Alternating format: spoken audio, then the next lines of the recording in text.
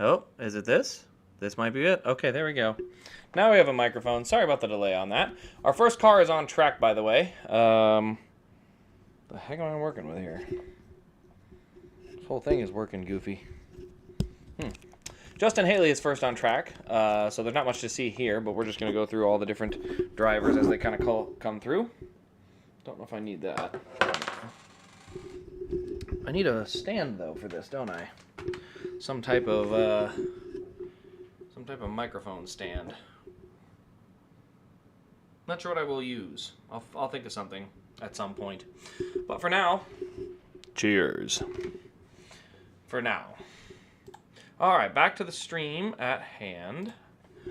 There we go. Hey, Tim, how have you been? Oh, I bet you've been happy as an Eagles fan. That's probably been pretty nice.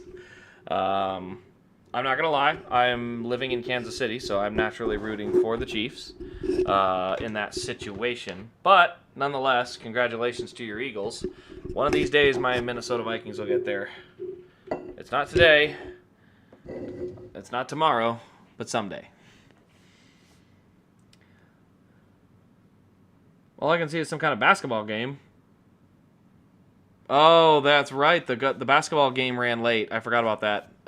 If you're on regular streaming, I think it did run late. It says, you need to change the video resolution. The current video resolution is blah, blah, blah, which is not supported for this configuration. You got everything look good on your end? I'm not going to mess with it if I don't have to. If everything looks good, let me know.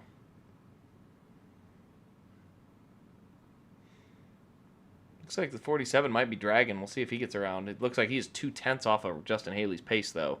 So not looking great on speed thus far for the 47.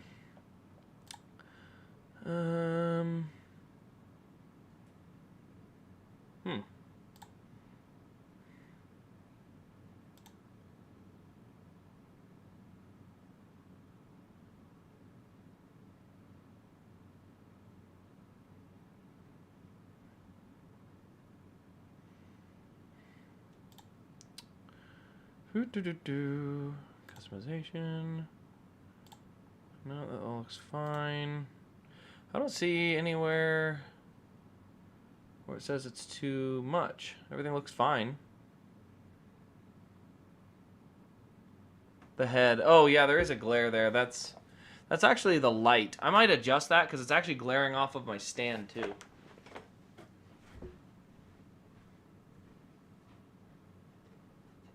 So I'm going to stand in front of this for just a second.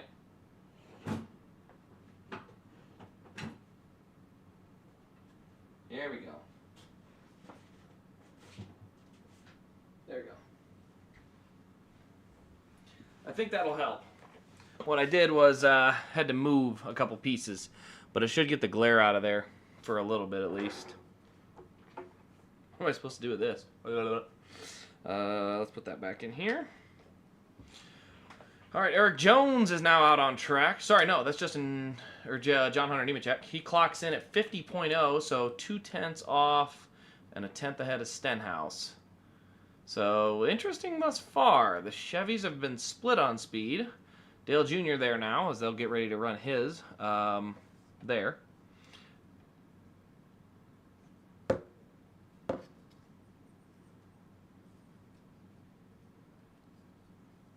I have not. I definitely I have not talked to her recently. I'll have to look. I got to hop into my Instagram. I was apparently signed out for way too long, and I had no idea. And so I recently got popped back in there. But I've been really busy too. I haven't been on my phone like almost at all. I was snowmobiling 2 different weeks. I mean, I've got a whole pile of cars that need to move. So yeah, there's a bunch. Just an absolute bunch of stuff that all needs to I need to get taken care of. Ooh, good speed out of McDowell thus far. Although, got to remember, McDowell almost won the pole for this race last year. After one for the Joey Logano cheating glove, he probably does. So McDowell clock in at a 49.5. I got a feeling Michael McDowell's going to be one of the guys to beat for this pole. He's going to be a whole 3/10 faster than Justin Haley, his teammate, which is surprising. Now on track is Noah Gragson. This is kind of new operation running for them, that Front Row Motorsports, but in the number 4. So that'll be kind of cool. Still driving the Prius? Heck yeah. Hasn't failed me yet. It's up to 275,000 miles. Still just chugging along.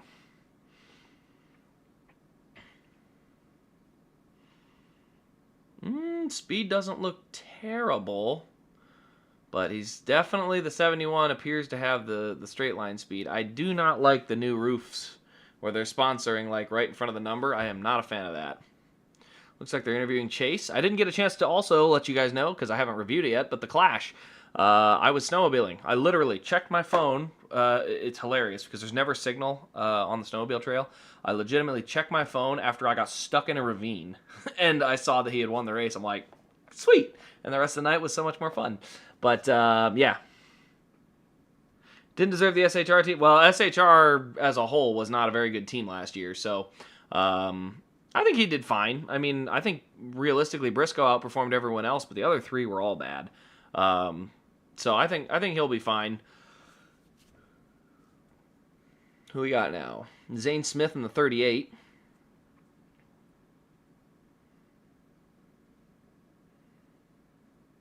I'll be interested. Front Row Motorsports has a chance to be very good in the coming years. All right, where is this resolution changer? Is that in the... It might be in here.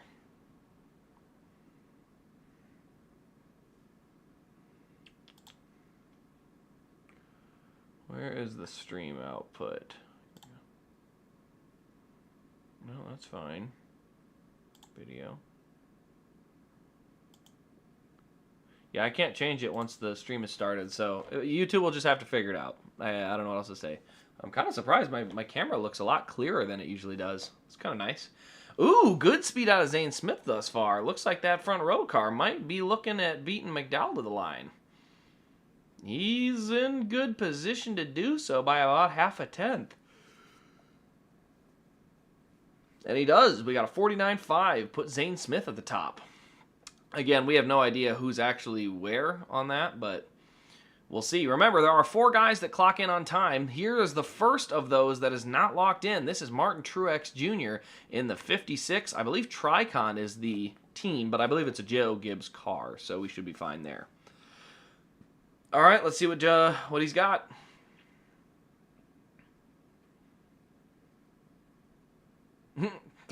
Showing the throttle and brace tracker makes no sense for qualifying.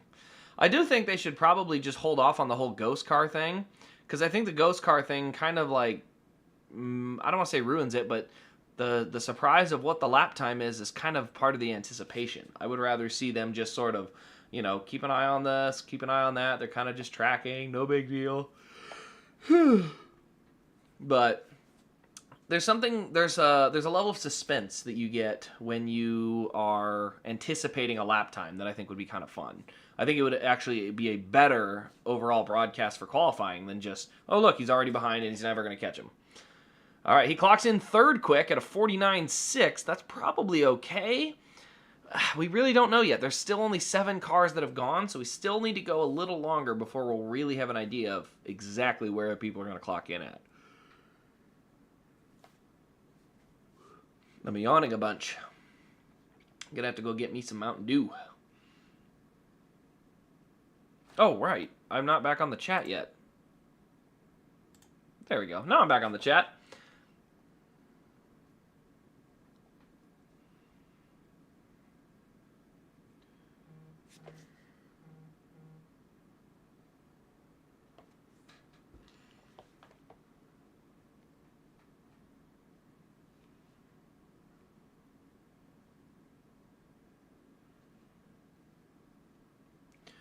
All right, Anthony Alfredo on track.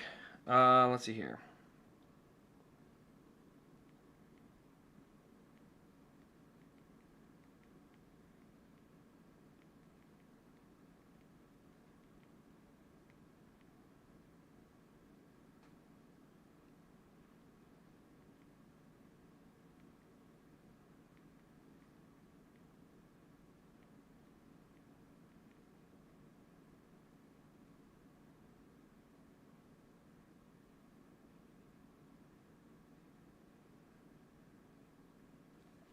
There we go. All right, Anthony Alfredo does clock in second to the back in the number 62. Now Eric Jones is on track.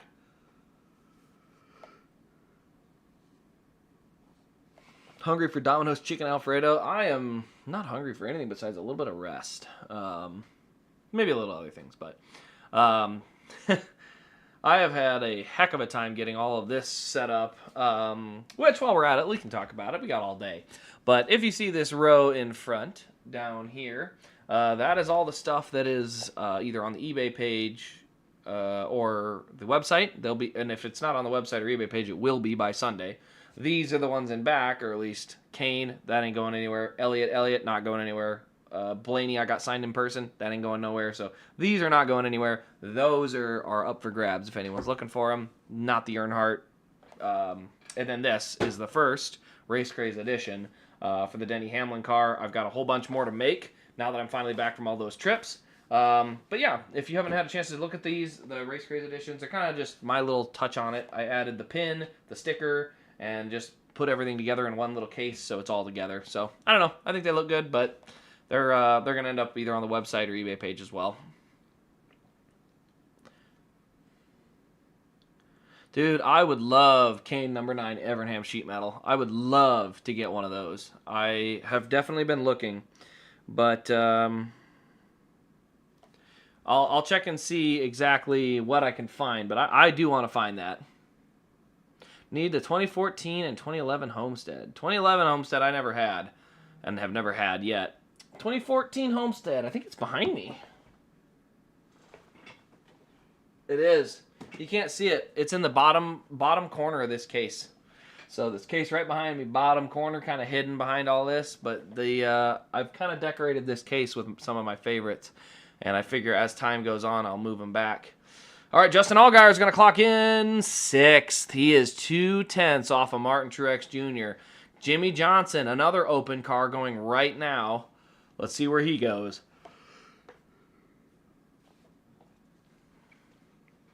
This is a Shaq-sponsored Caravan Trailers car. Well, not Caravan Trailer, Caravan, or Carvana. Caravan will be Kane later in the year, which, cool news, he's coming back.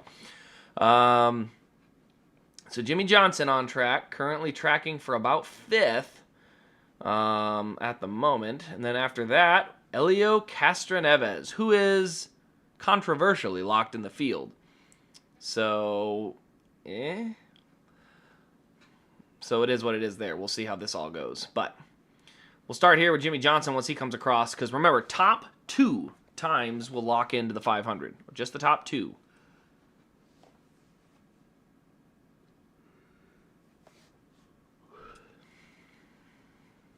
Here comes Jimmy Johnson off 4. I was at that race, Tim. You probably don't remember that. I was at the championship race, and it was very cool to be down there. Johnson.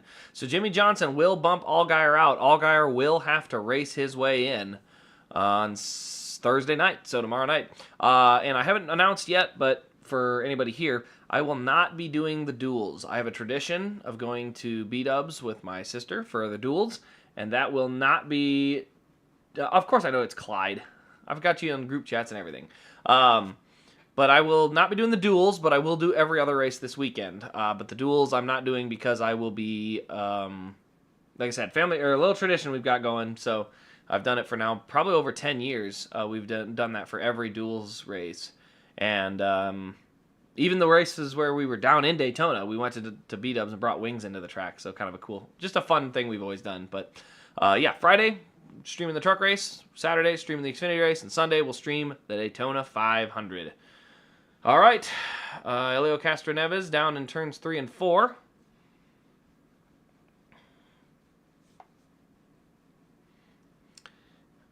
I can't answer this. I'm on the stream.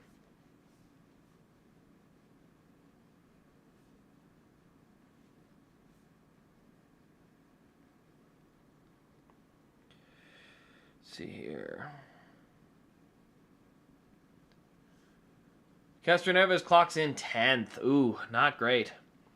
No longer interested in because of no SHR. Well, I mean, at least all the SHR drivers landed somewhere.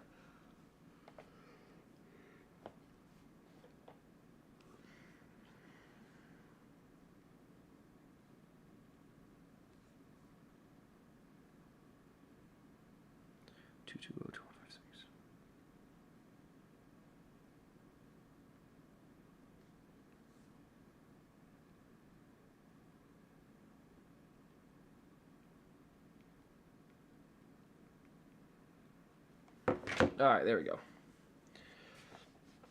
And Cup at that, yeah. So, yeah, with Stewart Haas, I did get to see their final win. Got to see Custer's last win at Bristol and Herbst at Phoenix. I have some cool photos from that, too. Oh, still yawning like crazy. Good grief. Goodness gracious. New reminder. Confirm. Okay. All right. Still got more to go there. See, the thing is, no more smoke. Tony was not going to stick around the way NASCAR's been run. He was kind of, I think, done. And that's okay. I think Tony's a guy that likes to dip his foot in some things and then likes to move on and go to the next batch of things. I think NASCAR just kind of got on his nerves a little bit too much. So I think he let that one go. But, yeah, I've got a couple cool ones. So let's turn here. That's the 2003 to 2008. Then we got 9 to 14. Here we go. There's the Stewart Haas one if you're looking for the Kurt. There's Kurt's Daytona win.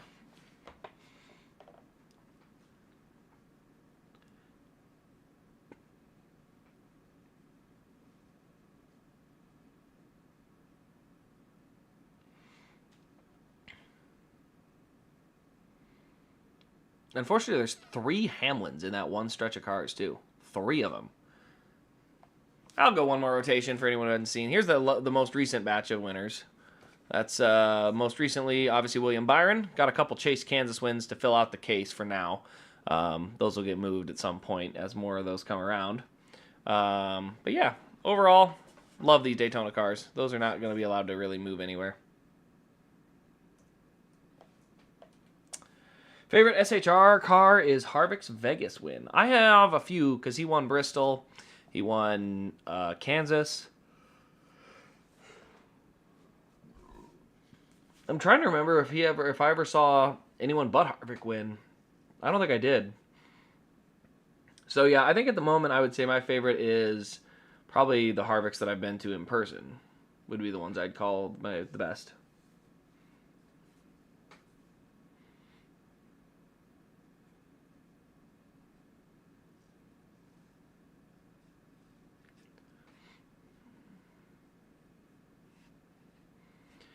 Can you guys imagine if this had the same atmosphere as the Indy 500? So imagine they're qualifying right now, and you know top 20 get in on speed, just top 20 flat out. So you know Stenhouse is in trouble, you know Alfredo's in trouble. You're not really sure about Johnson or Haley or Gregson.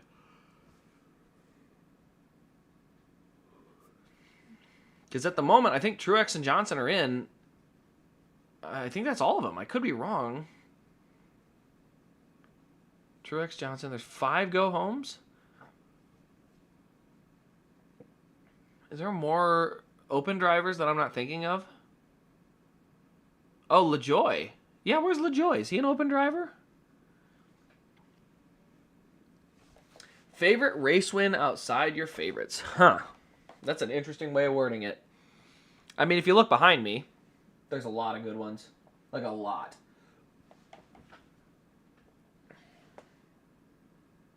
God, I don't know.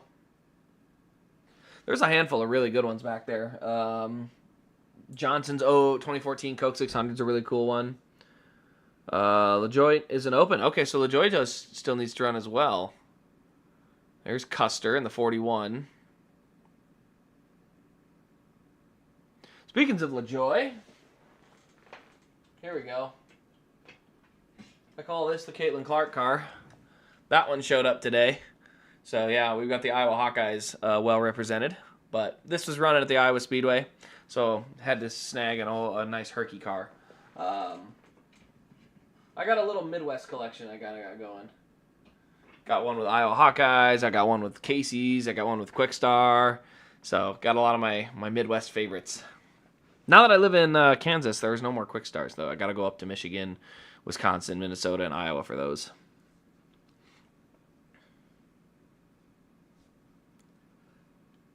says Cody Ware did run a lap. Is he up now? Maybe he's up now. Custer's got great pace. He's going to be 2/10 ahead. That's going to probably put him around 6th.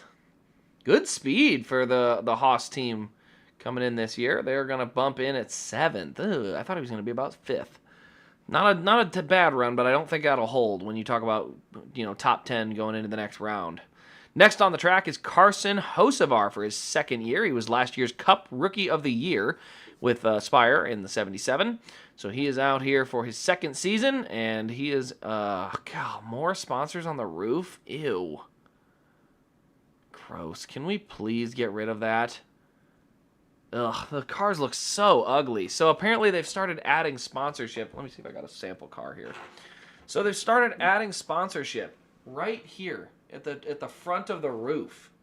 Like, can we stop with this sponsors need all the camera time? It's okay for us to see the number.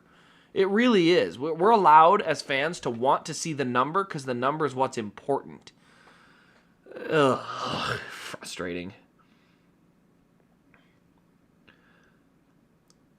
Truex Phoenix Elite, Hamlin Dover Elite. Ooh, that one's a pretty good one. And Busch's Fontana 8.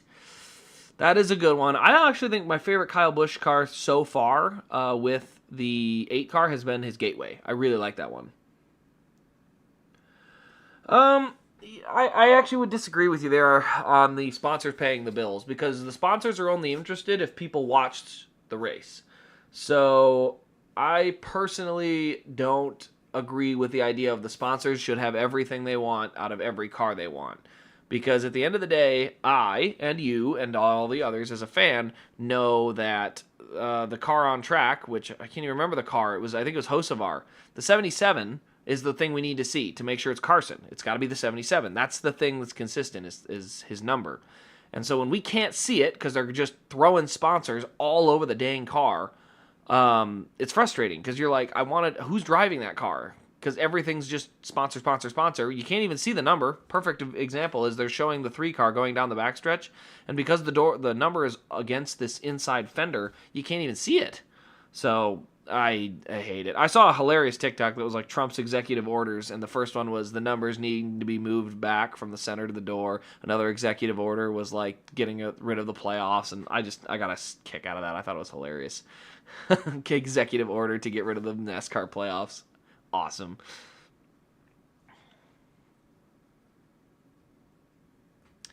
All right, so Dylan to the top of the board. Great speed for Childress thus far. Goodness, what a lap. 49.4. Not sure if that's going to be enough to bump him in, but it might. All right, another open car on the track. This is BJ McLeod in the 78.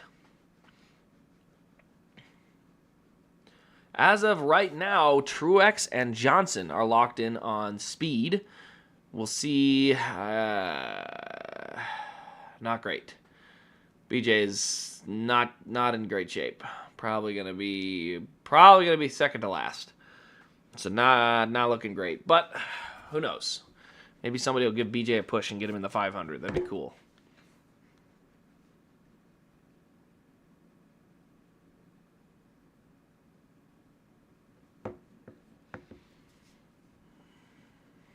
All right, BJ about half a second off. I don't think he's going to get in there. That's too far back. So BJ McLeod's going to come in. He's going to clock in around 15th, most likely. Yep, 15th.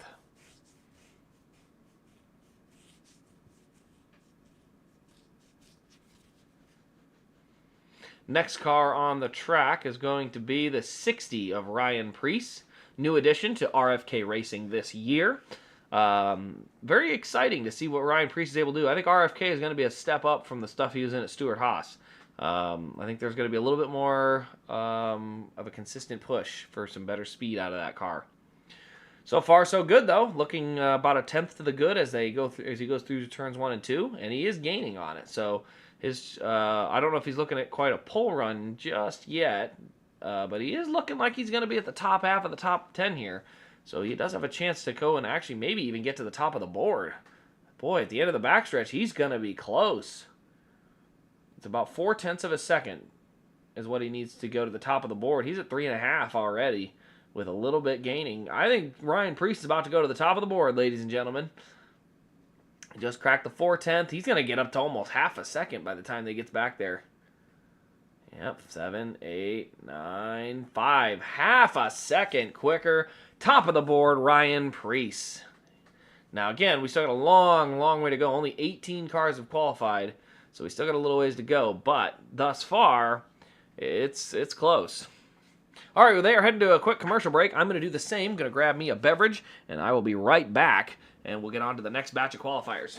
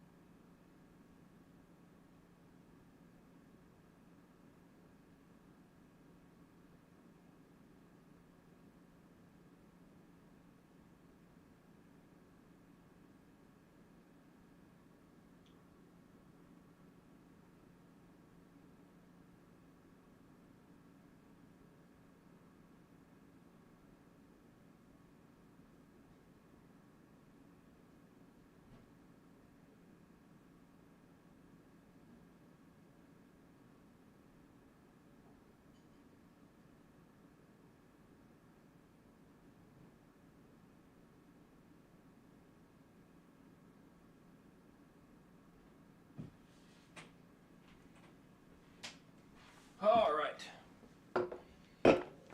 On the track right now is A.J. Allmendinger, back full-time with Colleague this year in the 16.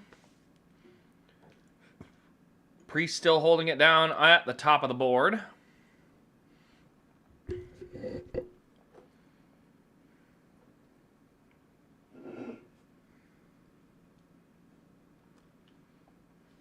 Tenth at the moment is Cole Custer.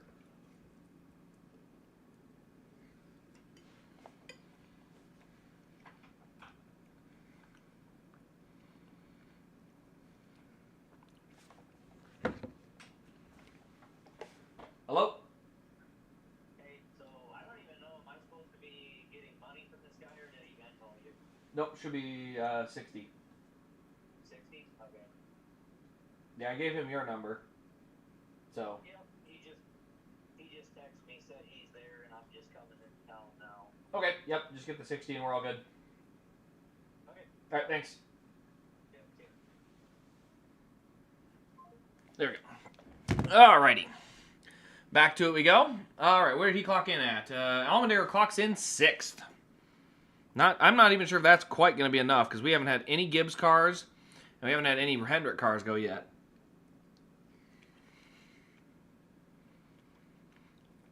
We've still got more Childress cars and more RFK cars. Like, we had a lot of good cars left to go yet.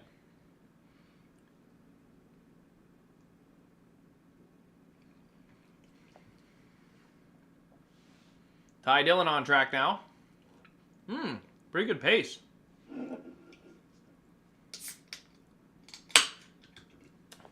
Mountain Dew. Mountain Dew. Mountain Dew. Mountain Dew. It's everywhere. Why is this up here? I should scramble it up.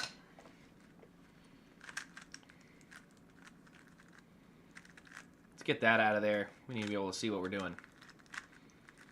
He's 3/10 to the good, which should put him around 5th. It's all said and done. He's going to go 2nd. Ty Dillon 2nd on the board, right next to his brother Austin. Great lap for Ty. That's might be enough to get through. We'll see. Like I said, a lot of good cars left to go yet. The entire second half of the running order is really where the speed's going to be. So we'll see if anything changes, but as of right now, I'm expecting most of the front runners to be qualifying very late in this one.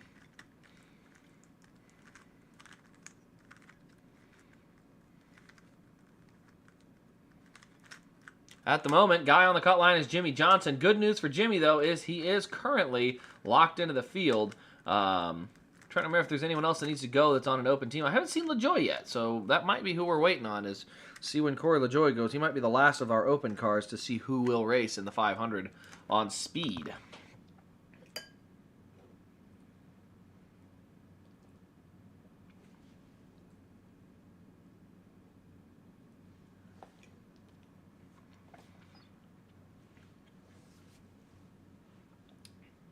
Taco spaghetti. Interesting combo.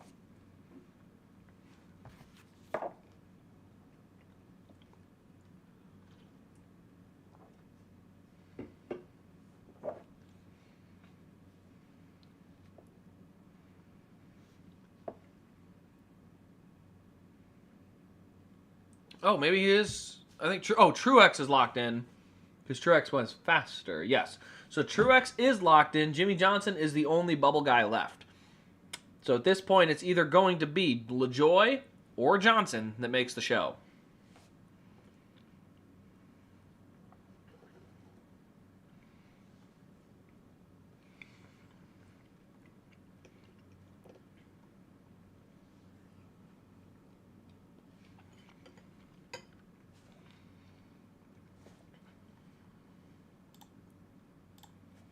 There we go. Live chat's on.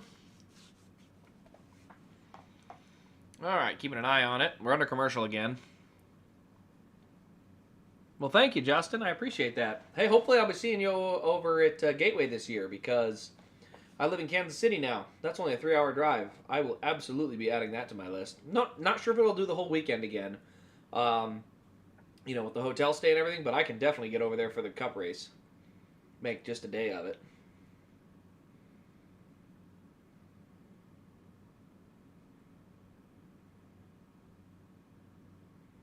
Duels at Daytona are tomorrow, 7 Eastern. Again, will not be streaming the duels tomorrow. I will be at B-Dubs with my sister. That is a little tradition we've had going for a while, and we're going to continue that. But Friday night, Saturday night, Sunday afternoon, all 3-day races at Daytona will be streamed. So I will be there for that.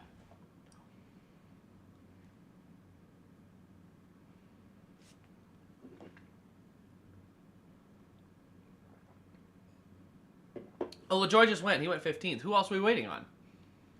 It says Truex is locked in. There must be one other driver locked in. If it's not Johnson.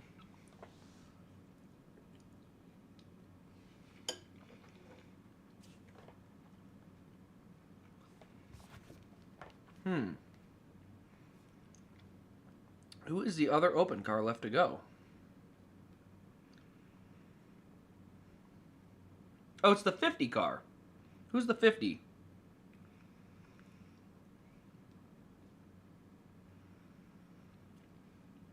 Herbst is out right now. He's right on the bubble, though. I don't think he's going to have quite enough. He might get in, but he's not going to stay in. 50, 50, 50, 50, 50, 50. Oh, no, it's the 66. There's no 50 car. Okay. The 66, Chandler Smith, will give it a shot here. He'll go out, actually, next. So Chandler Smith goes out next. He'll be the next guy on track. We'll see if he's got anything. Then we start getting into the fast guys. Yeah, a lot of fast guys from here to the end. I'm okay with them not letting them all in. I do like the idea of doing it similar to the Indy 500, where nobody's safe. That would be honestly kind of fun. Because imagine you only lock in the top 20 on speed. And if you don't make the top 20, then you're at risk in the duels. And it's like, maybe you even have multiple rounds of qualifying. Like, there's this, then there's a last chance, and then you have the duels. But I don't know. I personally just I like the idea of making the race being a big deal and being kind of sketchy. If you don't make the race, oh, then what? Like, I don't want you to be locked in. I like the idea of having some risk. You can imagine how big the headlines would be if Chase Elliott missed the Daytona 500? I mean, it'd be huge, but it's the biggest race of the year. I just think that'd be kind of cool. You know, IndyCar has that with the Indy 500, and I think they understand the value of something being possible, being danger, you know, not being locked in. You may miss. And that's a risk, but it's also part of what makes it so fun to watch qualifying.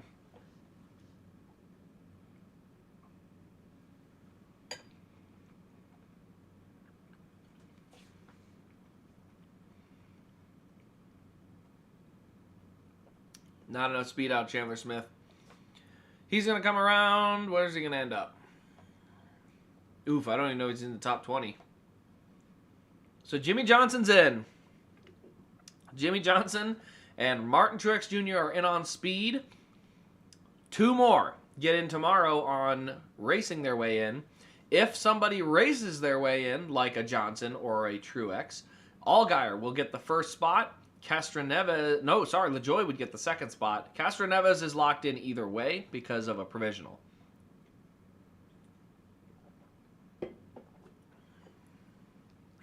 So Jimmy Johnson will race. Good for Jimmy.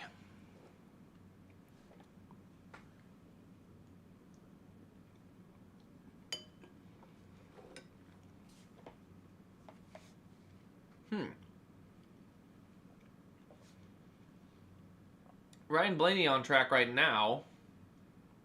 Trying to see exactly what his paint scheme is.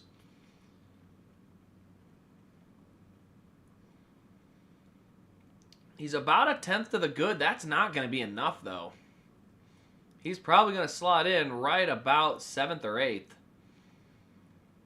And he will slot in 8th. That puts Noah Gragson on the bubble and Truex right before that. So the two that are officially locked in are Jimmy Johnson and Martin Truex Jr. Castroneves is locked in due to a controversial provisional NASCAR has given out, which I don't fully agree with. But he is locked in. Castroneves will race. I would like to see NASCAR readdress that rule maybe, because I don't think that's a great thing to have. Imagine if Jimmy Johnson, 7-time champ, doesn't get a provisional, but a guy that's racing his first ever NASCAR race does. Not a great look, in my opinion. So maybe just get rid of the provisional. I think that's a bad look, especially for the Daytona 500. If you want it for the rest of the season, I'm okay with it. Daytona 500, when this many people are qualifying, no, I'm not willing to do that. Not right now, at least. Yeah, NASCAR being controversial. See, most people have the same thing. We love Elio. We want him in the race, and we also want him to earn his way into the race. We don't want a freebie. I think that just makes it not look as good.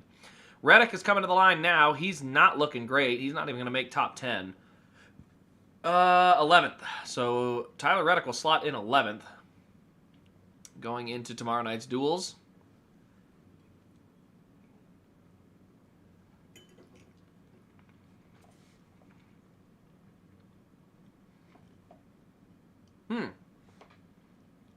Denny Hamlin now on track. Interesting. I thought he would have been a lot closer to the end of the list. Pole prediction. It's either going to be...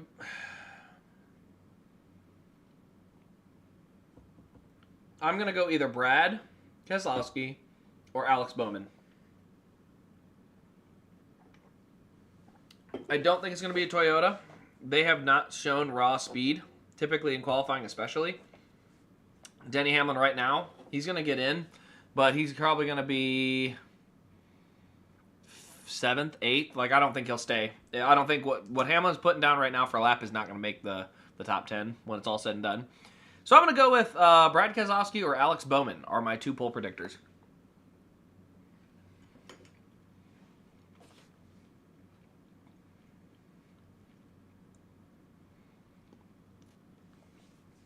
All right, Chase Elliott out on track. Let's see. This will be our first Hendrick shot, so we'll see what the Hendrick cars look like. He's a 2-time pole winner for the Daytona 500. And a 2-time duel winner as well. Ching, ching. I'd love to see him get another duel. They have swept the front row 9 times. That is impressive.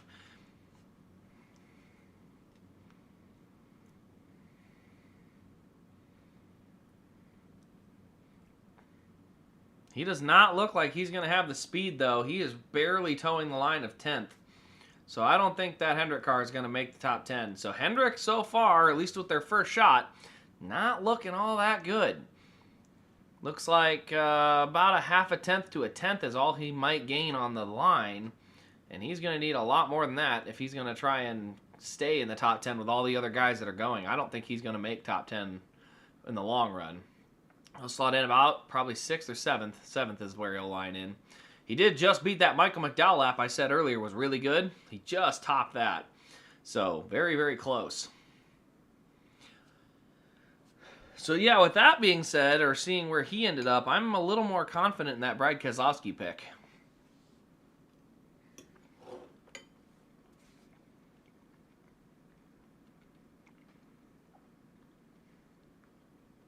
Here's Brad right now.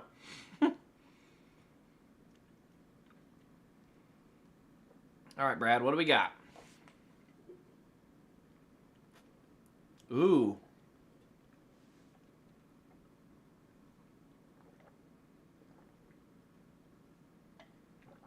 I'm not seeing the speed I like out of that one.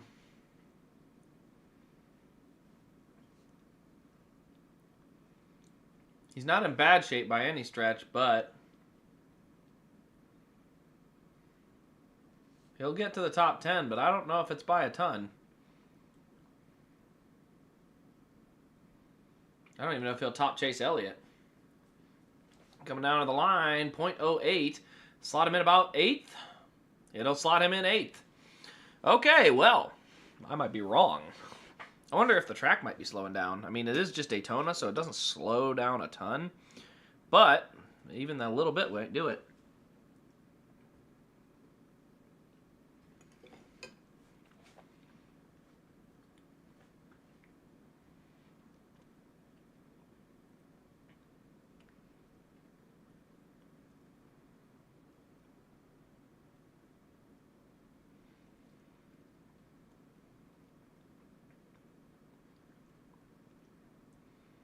Trackhouse Racing, 4 different countries. He's not even in the top 10. Maybe the track did slow down a little bit. I still don't like anybody particularly, but that being said, that lap by Ty Dillon is looking more and more impressive. It does not look like Van Gisbergen will be in the top 10. He will actually slot in behind that, so very interesting indeed.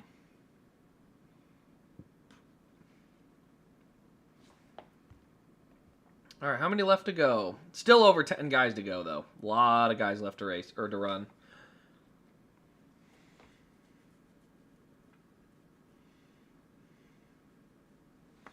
Kyle Larson now out on track. This is the second of the Hendrick shots, so we'll see if the second one's any faster than the first. But It could be the track is just slightly getting slower. Who knows? If the air is getting a little heavier or a little more moisture in the air than there was before, that could be all the difference.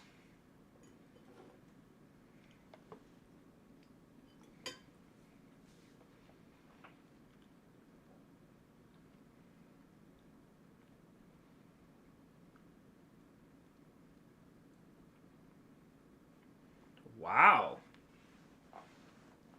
Kyle Larson looking like he'll get to the top 10, but not by much.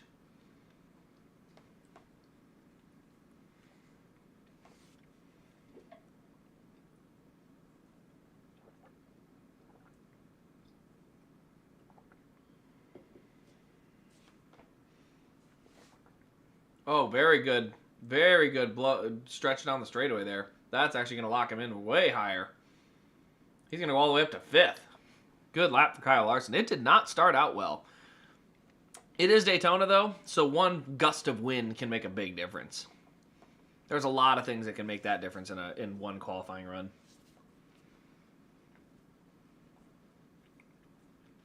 Here's Chris Buescher, the last of the RFK cars, so we'll see if he's got any speed like his teammate and see where he ends up.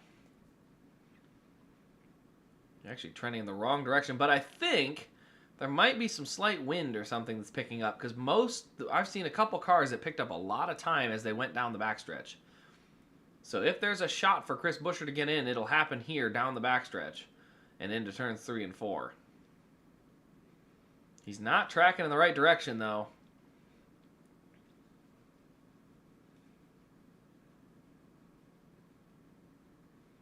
He's getting better into 3, though. Is he going to get enough? I don't know. It's going to be very close. Out of 4, here he gains. It's going to be right on the mark. He's not. If he gets in, it ain't by much.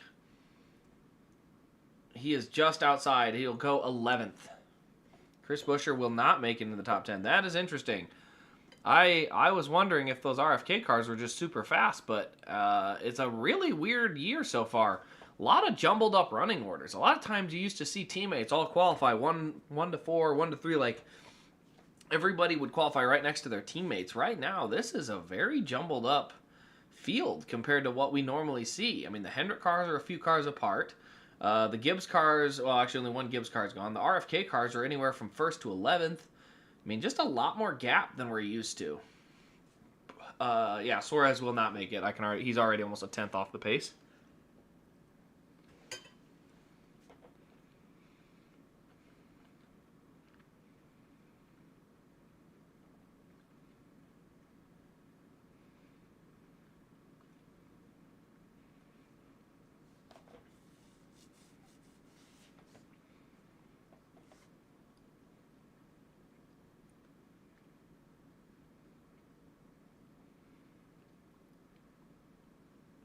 Well, McDowell will be safe for at least another run.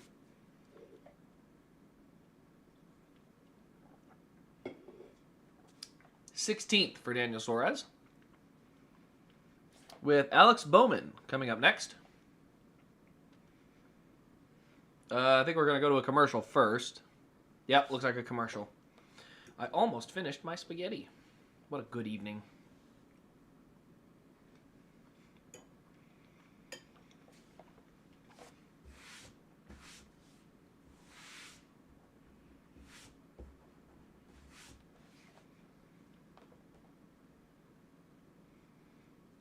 I love those Fox IndyCar commercials. NASCAR needs to let the creative control go.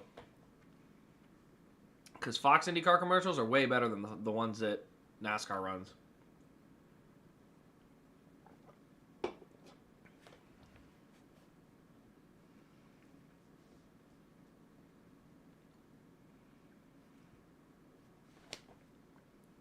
All right, next 3 up. Going to be Bowman, Busch, Bell. Then it's going to be Cindric, Byron, Wallace. And then we're down to our last 5 after that.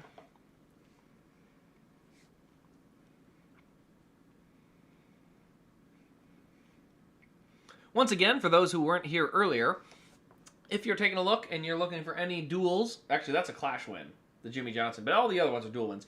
If you're looking for dual wins, you can find them at risdiecast.com. Also, these, along with all other Daytona wins, or at least the spring ones, will be on eBay for a week. Just that's a way I can try to get them moving. I need to move a lot of cars in the near future. So that's where all those will be. These right here, the Chase, the Blaney, the Chase, and the Cane, not going anywhere. Probably could have told because of the drivers, but just in case anyone's wondering, those 4 aren't moving. And then this one, the Race Craze edition of the Hamlin one, is definitely still available. All the Race Craze ones, except for, I believe 1 or 2 have already been chosen, but the Race Craze editions are out there, so if you're looking for those, I'm going to continue to make the videos and put those together. But I'm going to put those on eBay as well as just leaving them on the website.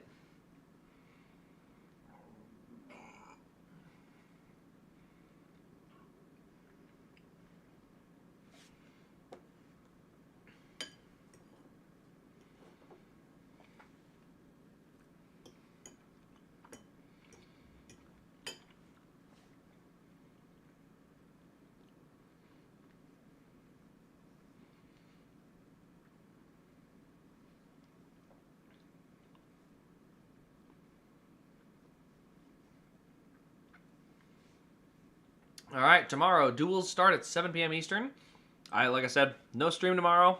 The duels I will be hanging out with some family. But Friday, Saturday, Sunday, we're streaming the races, so looks like 5 p.m. So 4 p.m. Ooh, a little bit of an evening kind of start. 2:30 on Sunday.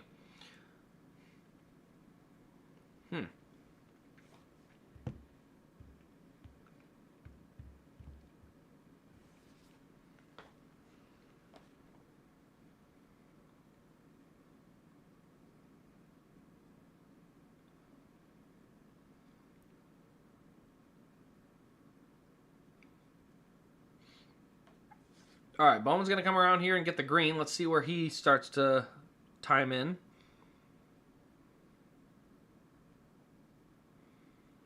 Looking good thus far. He's in the green, which is a big good sign because a lot of other ones have been in the red, and then they tiptoe green, so the lap only gets better for him.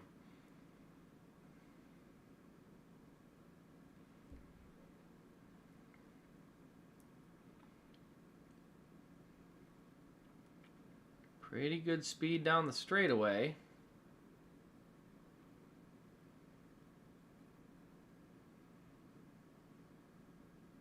Actually, a really good speed.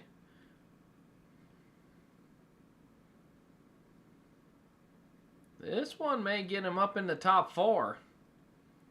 That's definitely in the top 4. You're going to see him around 4th. You going to bump Denny? Oh, 7th.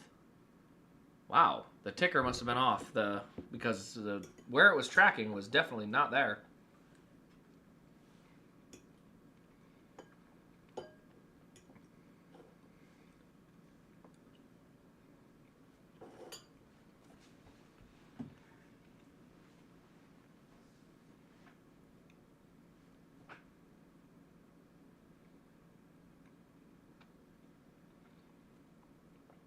Oh man, right on the bubble.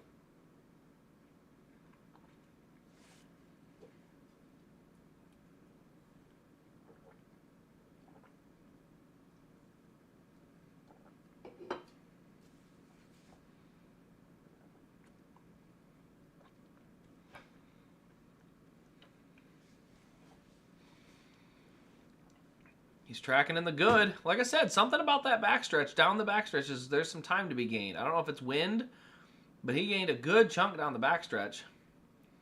And he's been able to keep it all the way through 3 and 4. I think it might have been maybe it was the opposite. Maybe some of the drivers got not a gust of wind to the back, but it was a gust of wind to the front. Because it's happened a number of times on that tracker where all of a sudden turns 3 and 4, they fall off. They lose some speed. Kyle Busch will slot in 8th at the moment. Oh, man, I bet he wishes he could have had 2. Oh, man, Kyle Busch, if he could have 4 more hundredths, he'd be all the way up to 5th. If you're wondering what the difference is, 4 hundredths of a second would move Kyle Busch all the way up to 4th. So Bell tracking in the green right now. See what they get.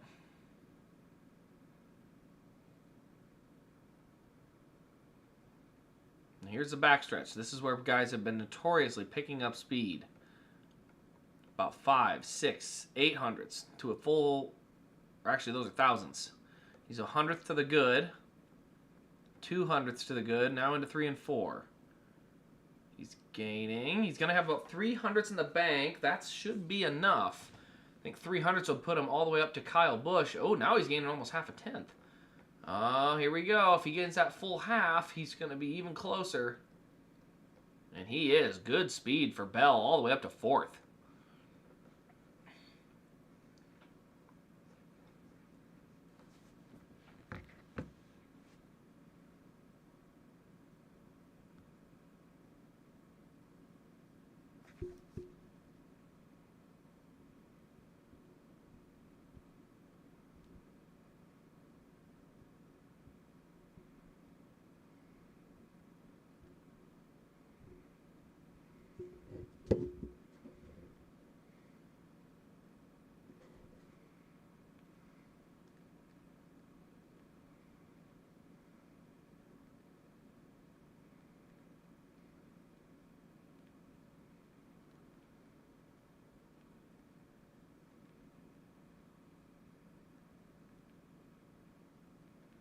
There we go. Austin Cindric. Holy smokes. Austin Cindric is laying down a lap. Oh my goodness. Austin Cindric is probably going to be on the pole. That car is flat out flying. He's about to 2/10 the field. That top of the board? It's got to be close. Second quickest on a 37. Holy moly. Austin Cindric absolutely laying down a lap there. That was fast. Todd Gilliland didn't stand a shot. Now Kyle Busch is on the bubble with William Byron running on track.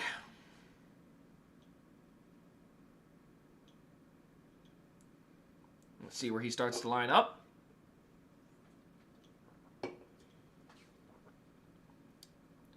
Just a little behind Kyle. Be interesting to see if that holds or if that gets different.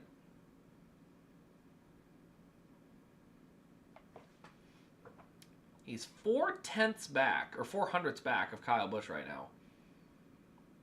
Now he's back to 6. 7, 8. It's not trending in the right direction. Whoa, what the heck? Okay. Yeah, we're not going to use that. I think it's broken. So the little ghost car is broken. Tracking in the good direction. I don't think he's going to get anywhere close, though. 1.2 out. That's going to put him outside almost 18th. Yep, 18th. So William Byron going to be 18th. He's actually the slowest of the Hendrick cars, with 2 of them being in the top 10 and 2 of them outside the top 10. Kyle Busch still on the cut line as Bubba Wallace comes around to take the green.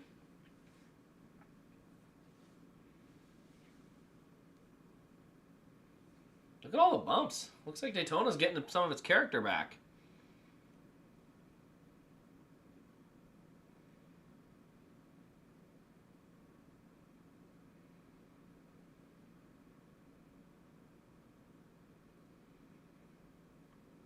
Bubba's not looking great, though. Kyle Busch's lap's starting to look even better. So Kyle Busch going to dodge another bullet this time around.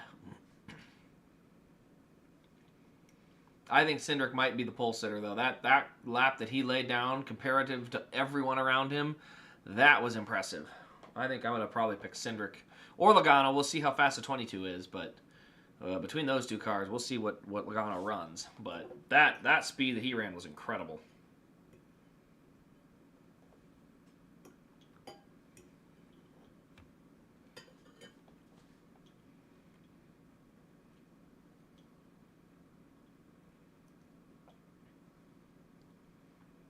All right, Ross Chastain in there now.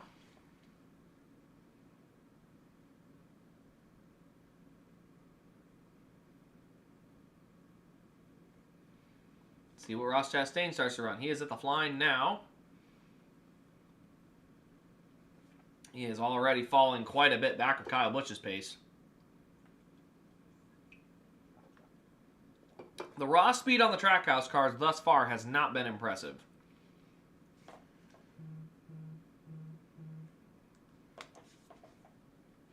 Yeah, they're full 2/10 off, so Do not believe we're going to see a Trackhouse car in the top 10. Kyle Busch, his lap's going to stand for a third time. Kyle Busch dodging a lot of these late shots. How many are left? There's only like 3 guys left, I think.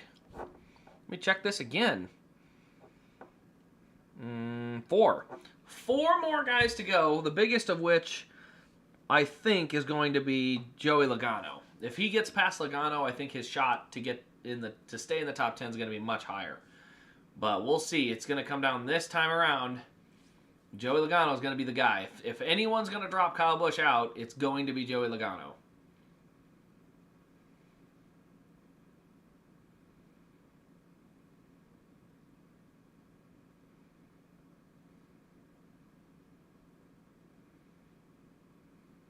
Look at how bumpy it is.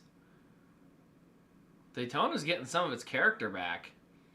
Tell you what, we get these things from being glued down on the racetrack, we'd have a heck of a fun race. With as bumpy as things are, it would look a lot like 2007 all over again. Holy smokes, he's going to gap him by a full 10th. Yeah, so Logano's in. He's going to probably get... He's going to be the fastest. Holy smokes, he is flying.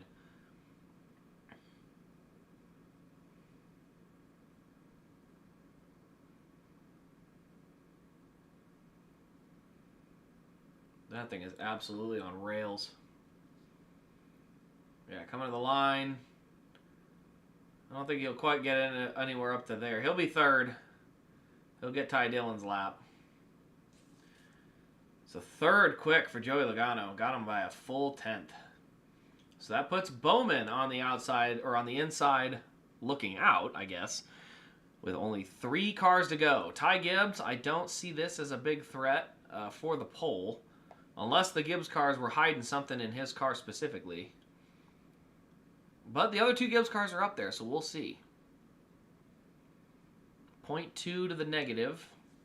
0.3, 0.4, 0.5. It's dropping and it's not coming back thus far. 0.6, 0.7.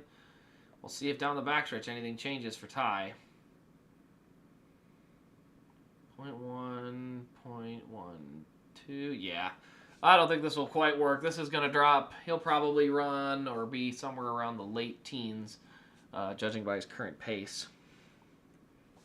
Let's see where these Trackhouse cars ended up. Elio's going to be 36th or worse. Where are the next ones? Shane Van Gisbergen, 27th. Daniel Suarez, 22nd. Ross Chastain was... Where was Ross? Oh, Ross was way back. Oh, Ross was 34th. So, yeah, not great speed thus far.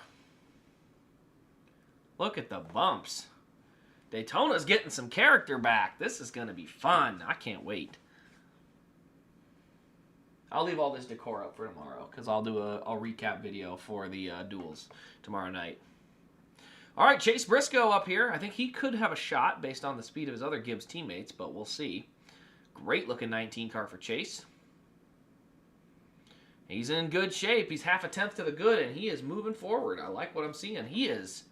Holy smokes, he is flying. What is in that car? Oh my goodness. James Small, did you put NOS in that thing? Oh my gosh. Chase Briscoe's going to probably get the pole, and it's not going to be particularly close. Holy smokes, he's about to dunk a whole 10th on the whole field. Bowman's not even watching. He knows it's over. He's going to gap by almost 3/10. Top of the board, Chase Briscoe. And he did it by over a full 10th of a second? Wow. Chase Briscoe just absolutely laid a smoking lap down. That was a crazy lap. Everyone else has been a 49.37 or higher, and he just went 49.21. Josh Berry, last one on the track. We'll see what he's got, but last guy he can bump is going to be Zane Smith. Boy, when I talked about those hundredths of a second, that extra hundredth of a second Larson got is what's locked him in. We'll see what Zane Smith has on speed here. This could be close. Josh Berry gaining down the backstretch. It's going to be close. Oh, my word. It's going to be real close. They are dead even, according to that, down the backstretch. 2, 3, 4, 5, 6, 7. It's getting better. Barry brings it back around. He's going to be in. He's 2 hundredths to the good as he gets to the line, and he is 6th quickest for Josh Berry. So as they go, it'll be Briscoe, Priest, Cindric, Logano, Ty Dillon with a lap early that just absolutely blew the doors off some people. Berry, Austin Dillon. Oh man, what a fun top 10 we've got. I think Chase Briscoe is going to win the pole though, because holy smokes, that lap was just insane. So we'll see. But if I could put a bet down right now, I'm putting it on Chase Briscoe, because that lap time, whew, wow, that was fast.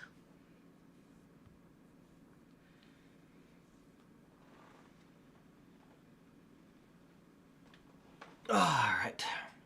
Is my live chat going? Let's go to top chat. Live chat. There we go. Okay, it says it's up. I just didn't see anything.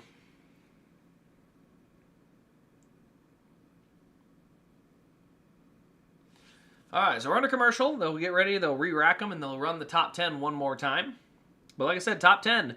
Kyle Larson will go first. Then it'll be Denny Hamlin, Christopher Bell, Austin Dillon, Josh Berry, Ty Dillon, Joey Logano, Austin Cindric, Ryan Preece, and Chase Briscoe. Chase Briscoe and Ryan Preece, former SHR guys, could end up on the front row with a pair of Toyota and Ford. Wow. I think the surprise for me is the Gibbs car of Chase Briscoe. I mean, he blew everybody out of the water. That lap was crazy. I mean, he was a 10th, what is it, 0.138 faster than everyone? That's crazy fast. I mean, we'll see if there's just a lucky gust of wind or something that gave him that, but that was a great lap for Chase Briscoe. Well, thanks, Cars Boy. It took me a little bit to get set up. I have all these lovely decor pieces. The good news is the decor pieces up front are all available for people if they want them. The ones in the back are not. The ones back there are not either. Those are all real fun cars. And I got more to put up, so we'll see if I find more space for them.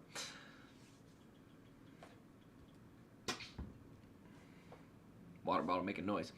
So does that say something about Truex not being able to get a car worth of crap, or James Small being a genius? I think it says James Small's.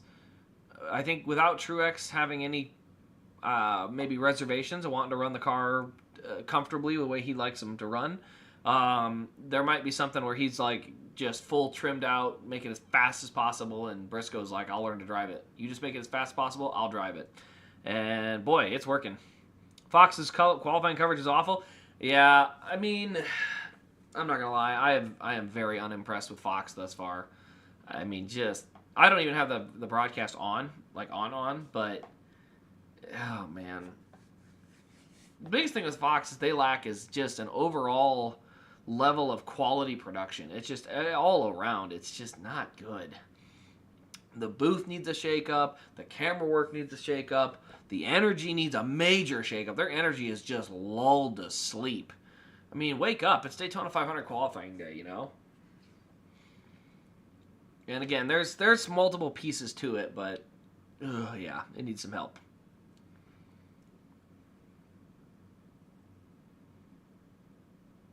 Yeah, I noticed that because I came back and they were like, all right, Truex is locked in. I'm like, locked in? How is he locked in? I didn't see anything. And it turns out, yeah, they ran a lap, or they ran that while they were under commercial. Like, I didn't even know it happened.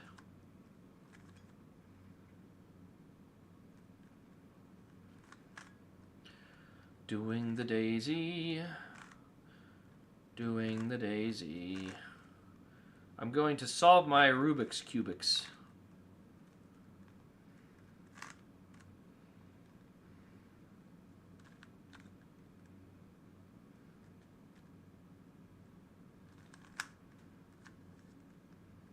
Orange, orange, orange. There's orange. All right. That's not in the right spot. That's in the right spot. I'm currently solving a Rubik's Cube. That'll be fun. All right, they're talking to Austin Dillon. I don't know if I think he's in. He wasn't bumped, so he should be in still. And where's that last piece? There it is.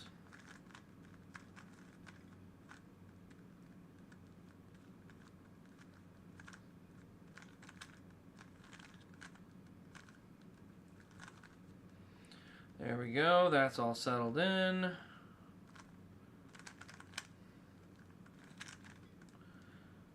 What else do I gotta do? I gotta get that one out. That's the only one I gotta get out. Okay, rotate away.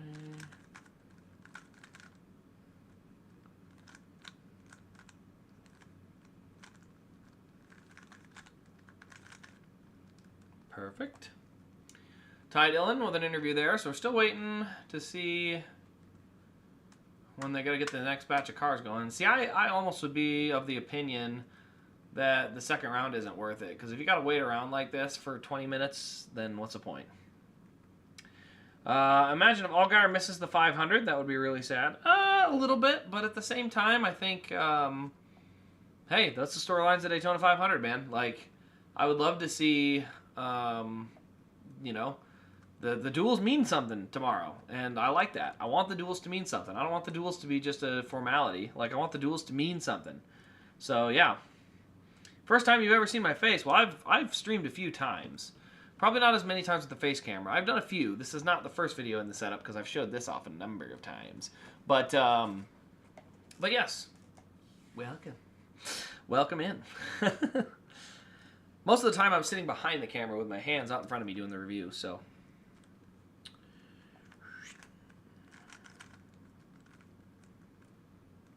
That's better. That's better.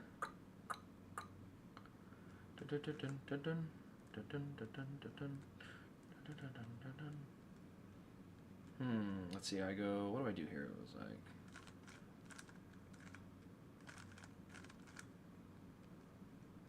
no, it wasn't those.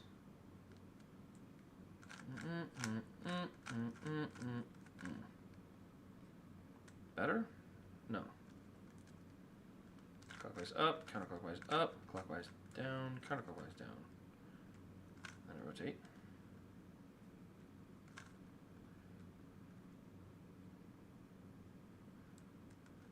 This way. Clockwise up, clockwise down, counterclockwise down. That does not seem to change anything. Gotta remember that. Alright, still in a commercial, waiting for the next batch to go.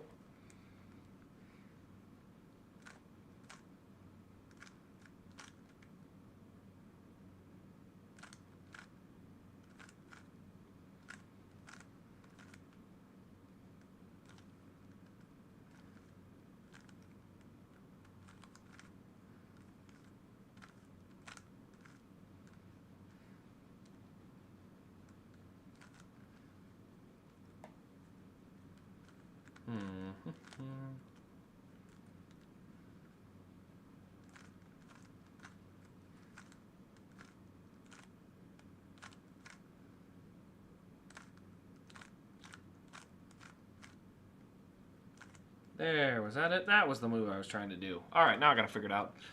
I'm forgetting one. While we're waiting for qualifying to come back, here we go. What diecast are you anticipating the most coming out from the 2024 season? Easy. Kind of easy. Mostly easy. I have three. The three I am anticipating the most: Kyle Larson's Kansas win, Elite Premier; Ross Chastain's Kansas win, Elite Premier; and Ryan Blaney's Iowa win. All races I attended. I am very, very excited to see those when they come out. That's pretty much it. I really don't have any highly anticipated non-race wins coming that I'm like super excited to see. Trying to think of any of the late season that were great. Larson's Indy or Brickyard win would be one that I'm pretty excited for. Really, there's not a ton, though. There's really not a big number of ones I'm waiting for that I'm super excited for. You know, honestly, by the end of last year, I was kind of, I don't want to say less than enthused, but I didn't have a huge bank of cards I was waiting on that I was super excited to see. So, There's a couple Xfinity cars maybe that I'm a little more excited to see, but yeah, like not those are probably the biggest ones. Yeah, that's probably about it. I'm really excited to see Kane's Rockingham car. I'm definitely gonna get that one. Obviously, the news of him coming back got me all excited, so I'm really looking forward to that.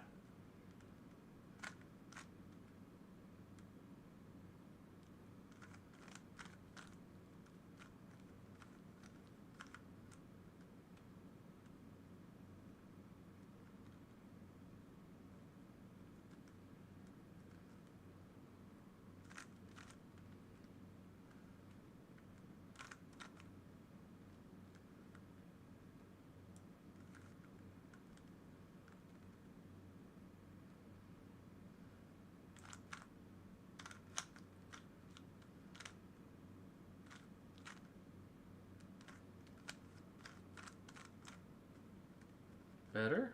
No, not better yet. Was it this way? And then, there we go. That's better. Let's see. What other? You know what I could do? I could put a poll together. What? Here we go. Let's put a poll together. Let's have some fun because we're waiting on everything. Start a poll. Not a poll. Yeah, a poll.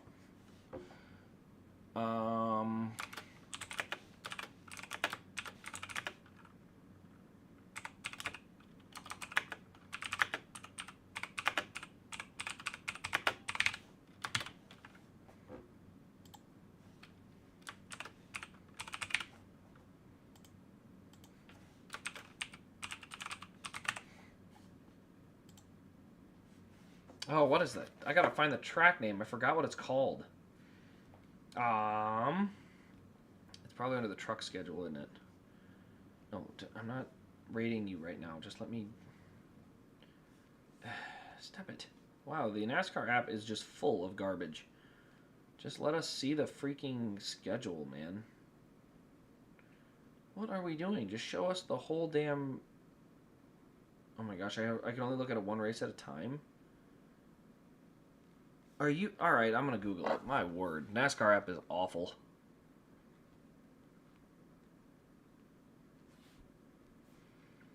Alright, here we go. Truck Series. Where do they go this year? There's a new track. Fine, leave me alone. Alright. Vegas, Homestead, Martinsville, Bristol, Rockingham...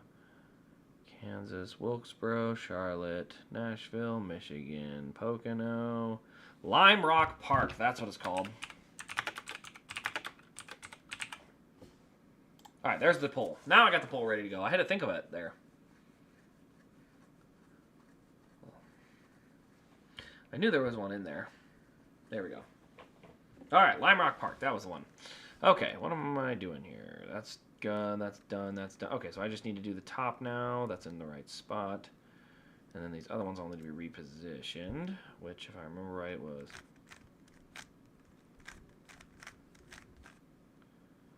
That's better. 2 of 4. We're most of the way there. So now we go like this. Now we go...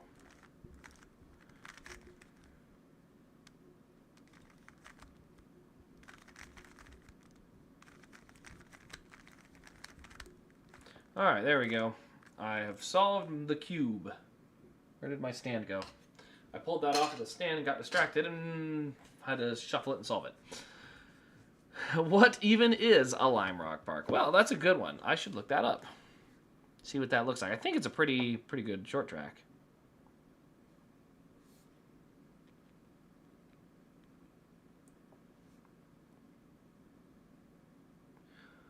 Wait, Lime Rock Park's a road course.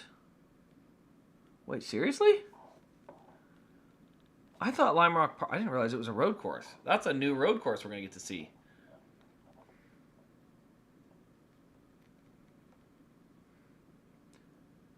Okay. It is, more of a sweeping corner. Beautiful layout. Where is this? It's up in... Looks like the hills or the mountains of some kind. Looks like a really neat area. Decent elevation. Reminds me a lot of a Road America with hills.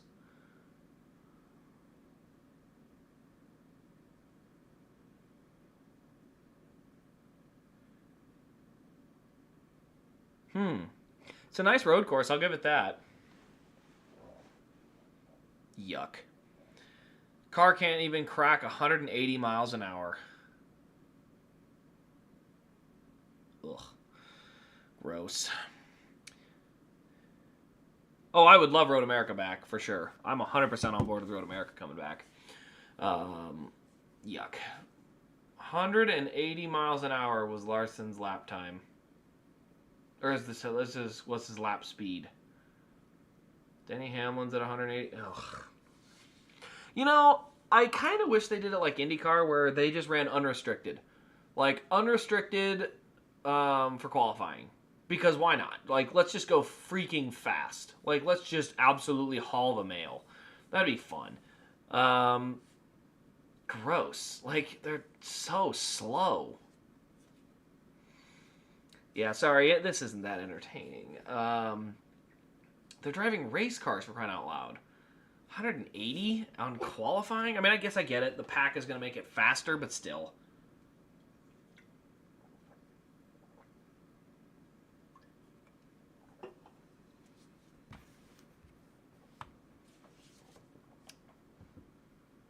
All right. Larson went a little bit slower. Hamlin's picking up a little speed, though. Let's see what he's got. Denny Hamlin at the line. He will beat Larson. He went 49.413. So not even close to Briscoe. But who knows if they're going to go faster or slower this time around. Christopher Bell now on track.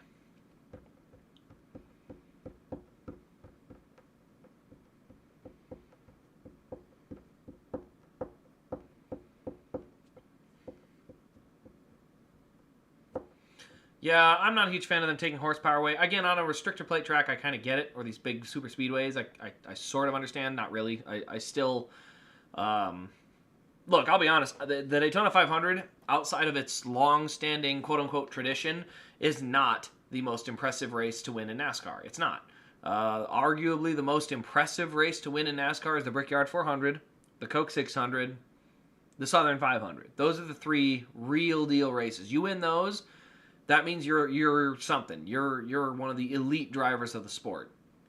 And you look at the guys that have won those in the last 10 years. I mean, you know, say what you want about certain drivers and whatnot. Southern 500, you don't see a lot of flukes. You know, Regan Smith snagged one, but realistically, there's not a ton of guys that just sneak in and steal one. I guess you could say Casey Mears and David Rudiman have stolen some Coke 600s, but you know. I think those races overall are the ones that really cement you at the top. Because the Daytona 500, here, I'll turn the thing and show you. Austin Dillon's on this one. Now go here. Look at that. A guy with 2 career wins. A guy with 2 career wins. A guy with 4. No, he won a race last year. 4. A guy with 4 career wins. And a guy at the time that had 5 career wins. That's all I got to show you. Like, it was not... Let's go. Let me turn this one more time. Look at this row. This is an impressive row. This was a different era. But Michael Waltrip was great at these types of tracks, only won on them, but he won more than one Daytona 500. Dale Jr., one of the most impressive plate racers ever. Jeff Gordon, champion, multi-time champion. Probably the GOAT, realistically. I mean, I will put Jeff Gordon above Jimmy Johnson in my own book. Jimmy Johnson, arguably also a GOAT, 7-time champion. Kevin Harvick, a lot of race wins, probably would have been about a 4-time champion if we don't have a goofy playoff format. And Ryan Newman, a very solid and steady driver throughout all of his career. Turn it again. Great on super speedways, Jamie McMurray. Champion, Matt Kenseth. Trevor Bayne, I hate this one. Oh, it's a one-win wonder. No. If you watch the 2011 Daytona 500, all of Speed Weeks, that 21 car was a rocket ship. That car was well built. So even though it was a rookie driver that won the race, that driver and that car, or that car specifically, was a marvelous race car. It was insanely fast. Matt Kenseth, champion. Jimmy Johnson, champion. Dale Earnhardt Jr., champion. Turn it again. Champion. And then 2018 was the year that these guys crashed, and Dillon won. Once you get past this is where we get into the fluky era, which is slam drafting. I mean, when I say slam drafting, I mean slam drafting, where it's all just ramming into the car in front of you as hard as you can. And that was, Denny got the first one. Newman almost got killed because they were doing that. Then, fluke. Just not the right way to do it. Personally. It's just, and I think, unfortunately, the fans' eyeballs tell them the truth, which is, this is not impressive. The Indy 500 is still impressive. I 100% will say the Indy 500 is the biggest race in the world. I would love the Daytona 500 to become that. But until they fix some of this stuff, it will never be that again. They have to make it better. It has to have prestige. And right now, it does not have any prestige. It has history, really rich history. And the prestige of the current win, it doesn't mean anything. You know, a lot of guys have said, like, look, the Knoxville Nationals has more prestige. You know, the list of champions of that race, you know, the Daytona 500 used to have a very historic and prestigious list of champions. The last, arguably 10 years, you could argue it's a crapshoot, and whoever gets it, gets it. You know, that's the problem with it. Rant over. Oh, Ty Dillon with a good lap. I agree to some degree. I think the old racing, quote unquote old racing, I think the biggest thing is you just need the cars to handle worse. You don't want them in a 3-wide pack lap after lap. I know everyone thinks that's what you want, but it's not. I don't know why that is either. I cannot fully figure out why people have the idea that we need 4-wide constant action. You know, some of the most entertaining Daytona 500s, and I'll show you one right here. Let's flip to the car. Where is it? It's over here. Right there. That one. 2017, in my opinion, one of the most classic finishes to a Daytona 500 ever. And it wasn't even crazy. They were single file, just going around. Kyle Larson was kind of making slide job moves and side drafting to get to that spot where he had a shot to win the race. And on the last lap, a few guys ran out of fuel, and everyone sort of started going for it. But what you did have was, one, a clean finish, no wrecks, but two, you had like 20 laps of anticipation, 20 laps of build-up to that moment. And that build-up is so crucial to having a memorable finish. Now let's turn around. The build-up to this was actually a long run of Penske cars nose to tail. However, both Penske cars crashed each other, and so he wins. So it's not quite as memorable, even though it was more laps leading to the finish. This one here, I don't even know how these guys finished. I don't remember this race all that well, to be completely honest. It's kind of out of my memory. This one, I was at this race, and it's not memorable. I was at the Daytona 500. This race finished all the way across the track on a crash. So for me in the stands, I don't remember anything. Here's what I do remember about this race. I remember the grandstands coming to their feet with 3 to go when Kyle Busch took the lead. I remember everybody getting out of their seat and going, holy smokes, the race is on.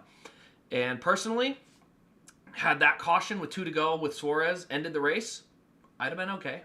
I'd have been fine with it. Yeah, would I have loved to see a side-by-side finish or some action? Sure. But you know what? The moment of the race, the biggest moment in that race, would have been ingrained in my memory. Still is. Wasn't even a race-winning moment, and it's still ingrained in my memory. Kyle Busch getting the lead down the backstretch after the RFK cars had been leading for a big chunk of time.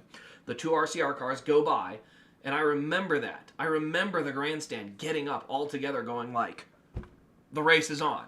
And that is stuck in my brain, and I wish that was a race-winning moment. It was so key. It was such a crucial moment of the race. And it meant nothing because they both all got wrecked. So that was unfortunate. But yeah, I think it's one of the things we think we want a green flag finish. We think we want it. Until you get enough of them. And once you've had enough green white checkers, you kind of go, you know, a guy leading with 2 to go when a caution goes out, maybe he deserves to win. Maybe he just deserves it. Maybe we don't need to have re-rack and crash, and oh look, the guy that won the 500 was running 23rd when the first caution came out with 2 to go. Because running 23rd with 2 to go, I personally don't think you deserve to win a race. You were 23rd with 2 to go. You probably don't deserve to win the race, just realistically. Ooh, Ryan Preece kind of getting the... Oh, man, what do we got, Preece? See when he gets down to the start-finish line, he's about 100th off. 16, 17, 18, 17, 16, 15, 16, 14, 11, 10. Ooh, he's got a little... It's not going to be enough. Second quickest for Ryan Preece. Cindric on the pole at the moment. One more car to go. Last car to go. Going to be Chase Briscoe. Let's see what he's got.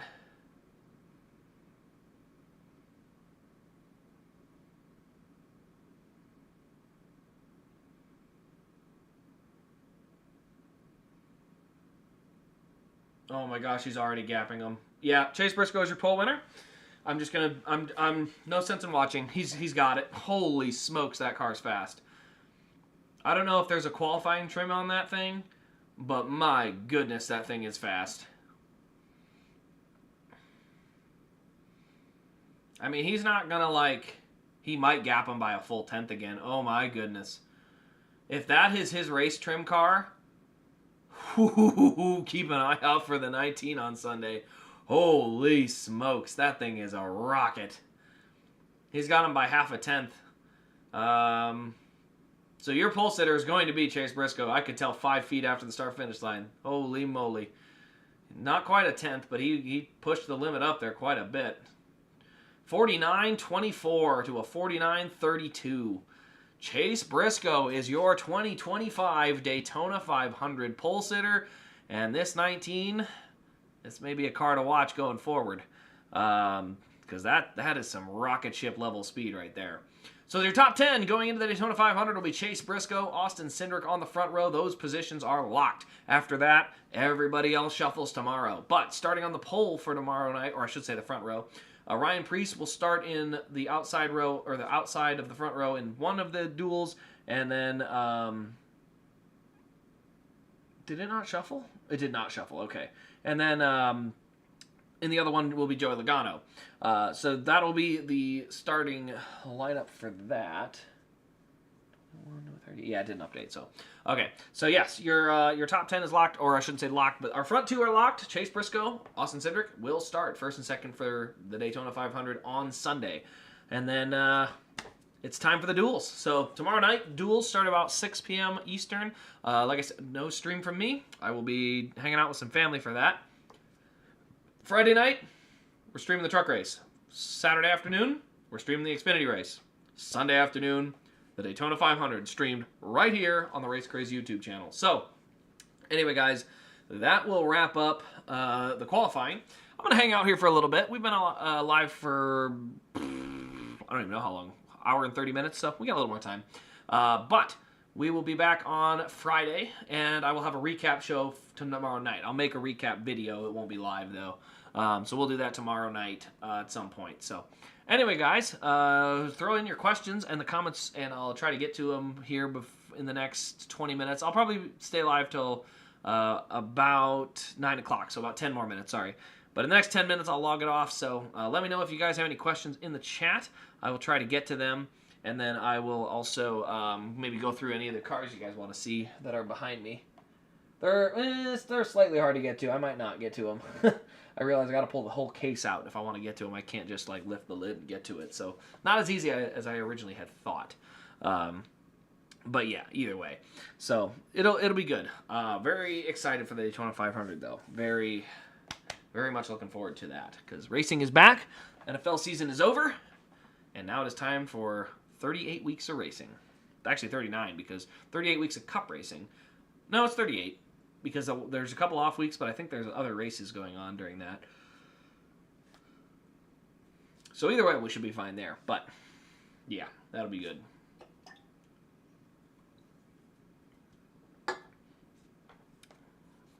By the way, the results of the poll are in. Mexico won with, I mean, not a lot of votes, but 7 votes. Mexico got the majority of them. Rockingham and Lime Rock Park got the others. So Mexico is definitely the one people are most excited for. I have not seen the race course down there, so I'm kind of excited. We'll see how good the road course runs. But, I mean, hopefully there's some opportunity for some drivers to pop in there and run that one. I think that'd be pretty cool. But needless to say, we'll end that poll. And Mexico is what everyone's most excited for going into next week. There's that next poll. So, all right. Well, other than that, guys, if you guys have enjoyed, do give it a thumbs up before you head out. I don't see any questions in the chat, so I will just assume we'll see everybody back here on Friday. I'll try to get the stream going before the green flag, but we'll get to that on Friday there. So, thanks for tuning in, everybody. This has been Race Craze. We'll see you on Friday for the truck race and tomorrow in our next diecast review.